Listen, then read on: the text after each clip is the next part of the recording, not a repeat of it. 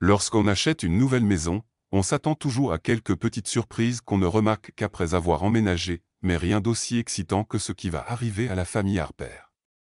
Mais avant de commencer notre histoire, écrasez le bouton « J'aime », abonnez-vous, et activez la cloche de notification pour ne manquer aucune de nos nouvelles histoires.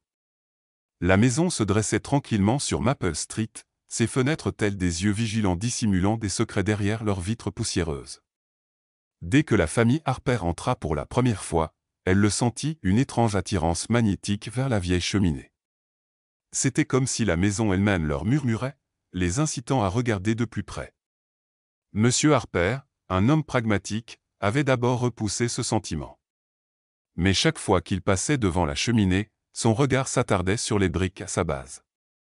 Quelque chose n'allait pas. Quelque chose clochait. C'est leur fils adolescent, Jake, qui finit par dire tout haut ce qu'ils pensaient tous. « Papa, tu trouves pas qu'il y a quelque chose de bizarre avec ce mur?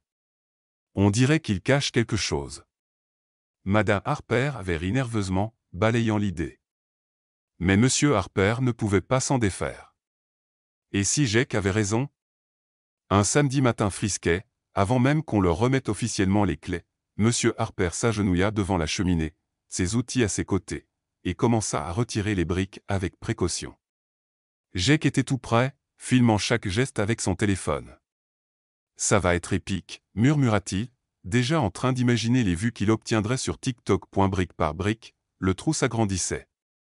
La poussière flottait paresseusement dans l'air, captant les rayons de soleil filtrant par la fenêtre. Puis soudain, la main de Monsieur Harper toucha du métal froid. Il s'arrêta, le cœur battant. « Il y a quelque chose ici », souffla Jake en se penchant davantage. Madame Harper recula, les bras croisés sur la poitrine, l'anxiété montant dans son ventre. En tirant encore quelques briques, ils révélèrent la porte d'un vieux coffre-fort massif. Il était profondément encastré dans le mur, sa surface métallique marquée par le temps et des tentatives d'effraction. Jake zooma sur la façade du coffre, remarquant 3 petits trous déjà percés.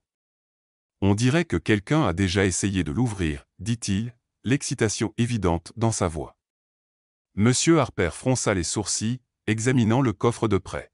« Ça ne va pas être facile à ouvrir. » Déterminé, Jake créa un compte TikTok dédié uniquement à leur découverte.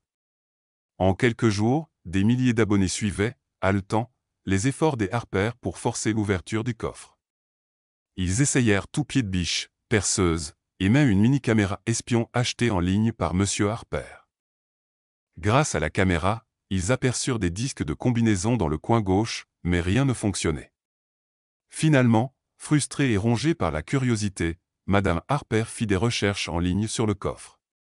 Elle trouva le modèle exact, datant des années 1980, et ils firent appel à un serrurier professionnel. Le serrurier arriva un homme âgé et discret, au regard perçant.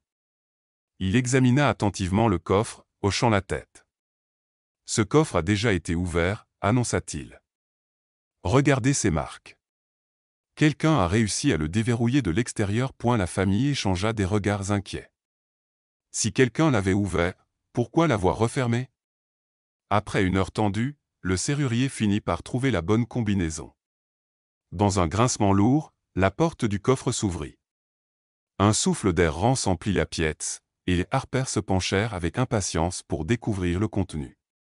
À première vue, il n'y avait rien d'extraordinaire de vieux papier jauni, une petite boîte, et quelques photos fanées. Mais quand Monsieur Harper tendit la main, ses doigts effleurèrent un objet métallique et froid. Il en sortit une pièce lourde, la faisant lentement tourner dans sa paume. Une pièce commémorative du 50e anniversaire de la Seconde Guerre mondiale, murmura-t-il, impressionné. Les yeux de Madame Harper s'écarquillèrent lorsqu'elle ramassa une petite pochette en velours. À l'intérieur, des pierres précieuses étincelaient dans la lumière tamisée. Mais c'est Jake qui trouva le journal au fond du coffre. Il était soigneusement plié, daté de 1850. En parfait état, presque trop parfait. Jake le leva, les mains tremblantes. « Papa, tu te rends compte de ce que ça peut valoir? » Monsieur Harper acquiesça lentement. Mais autre chose attira son attention, une petite boîte en bois, tachée sur un côté comme par du sang séché. Il hésita, un frisson glacé courant le long de son dos. Son instinct lui criait de ne pas y toucher. Mais la curiosité l'emporta. Avec des doigts tremblants, il ouvrit la boîte. À l'intérieur, un vieux journal intime, sa couverture en cuir craquelée par le temps. L'écriture à l'intérieur était délicate, précise et entièrement en français. Madame Harper regarda par-dessus son épaule, la voix à peine audible. « Qu'est-ce que ça dit ?»« Je ne sais pas, » admit M. Harper, mal à l'aise. « Mais j'ai un mauvais pressentiment. » Jake, toujours fasciné, les encouragea à continuer à fouiller. Ses abonnés en ligne en redemandaient, avides de nouveaux mystères. Mais plus ils découvraient d'objets, plus l'ambiance dans la maison s'alourdissait. La nuit, Madame Harper restait éveillée, écoutant les craquements et gémissements de la vieille maison. Des ombres semblaient bouger sur les murs, chuchotant des secrets qu'elle ne comprenait pas. M. Harper devint obsédé par la traduction du journal. Il passait des heures en ligne, peinant sur le texte en français. Petit à petit, il reconstitua une histoire troublante, une histoire de trahison, de secret, et d'un crime terrible commis dans leur propre maison. Les jours passèrent, et les Harper se sentaient de plus en plus mal à l'aise. La maison semblait se refermer sur eux, l'air devenait lourd de tension. Ils se disputaient davantage, pour des broutilles. Jake aussi était affecté. Il rêvait de silhouettes étranges autour de son lit, murmurant dans une langue qu'il ne comprenait pas. Finalement, Madame Harper en eut assez. « Il faut appeler les autorités », insista-t-elle un soir, la voix tremblante. « On ne devrait pas jouer avec ça. » À contre-cœur, M. Harper accepta. Il appela la police locale, qui arriva, d'abord sceptique, puis de plus en plus sérieuse en examinant le contenu du coffre. La police emporta le journal, la boîte tachée et le journal de 1850, promettant d'enquêter. Les semaines passèrent, et les Harper essayèrent d'oublier leur découverte.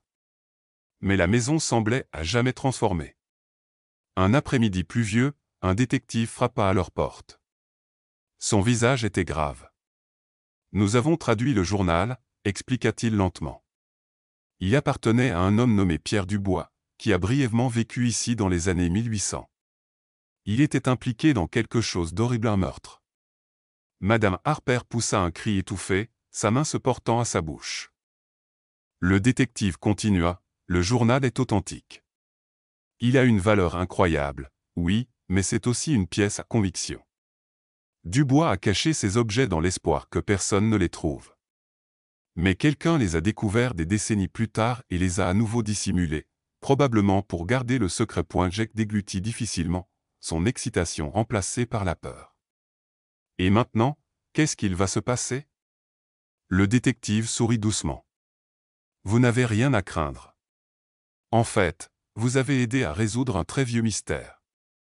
On s'occupe du reste. Alors que le détective s'éloignait, les Harper restèrent silencieux sous le porche, observant la pluie tomber doucement sur Maple Street. Peu à peu, la vie reprit son cours. La maison semblait plus légère, comme soulagée d'un lourd fardeau. Les cauchemars de Jake cessèrent, et M. Harper sentit son obsession s'évanouir. Des mois plus tard, les Harper apprirent que le journal de 1850 avait été authentifié et acheté par un riche collectionneur. Sa valeur était astronomique, assurant la sécurité financière de la famille. Mais l'argent comptait peu face à la paix qu'ils avaient retrouvée.